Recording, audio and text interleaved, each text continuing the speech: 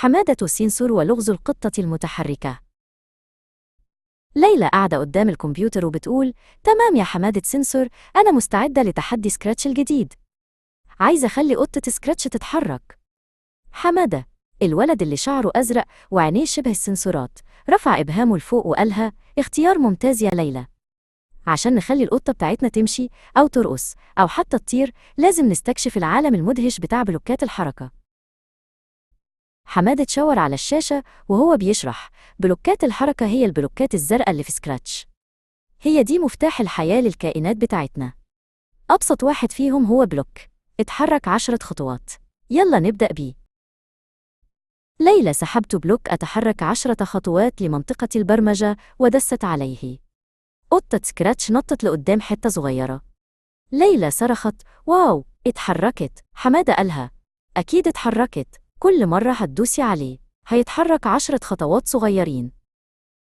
ليلى سألت: طب لو عايزاه يلف؟ حمادة رد: سؤال هايل. عشان نعمل كده بنستخدم بلوكات لف 15 درجة. في بلوك بيلففه يمين وبلوك تاني بيلففه شمال، كأنه بيرقص رقصة صغننة. ليلى جربت بلوكات اللف وخلت قطة سكراتش تلف في دواير. قعدت تضحك وقالت: ده دايخ. حمادة ضحك وقال: فعلا. طيب، لو عايزينه يروح لمكان معين على الشاشة، عشان كده ممكن نستخدم بلوك روح للموضع س ص.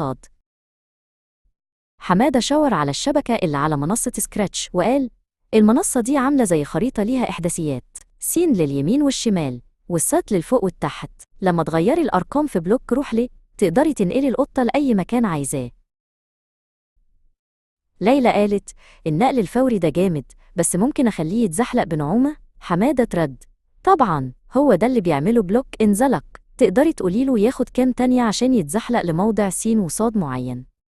ده بيخلي الحركة شكلها طبيعي أكتر.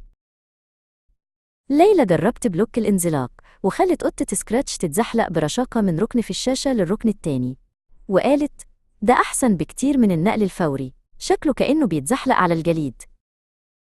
حمادة قال: ودلوقتي معادنا مع بلوك ممتع قوي. بلوك اتجه نحو مؤشر الماوس. بالبلوك ده قطة سكراتش هتبص دايما على الماوس بتاعك. جربي تحرك الماوس في الشاشة. ليلى حطت البلوك وانبهرت لما لقت راس القطة بتمشي ورا مؤشر الماوس في كل حتة. ليلى قالت بفخر: دلوقتي بقدر أخلي القطة تتحرك وتلف وتروح لأماكن وتتزحلق وحتى تتبع الماوس بتاعي. حمادة شجعها: انتي بقيتي أستاذة في الحركة. بالبلوكات دي تقدري تعملي رسوم متحركة وألعاب مدهشة. يا ترى هتخلي قطة سكراتش تعمل إيه المرة الجاية؟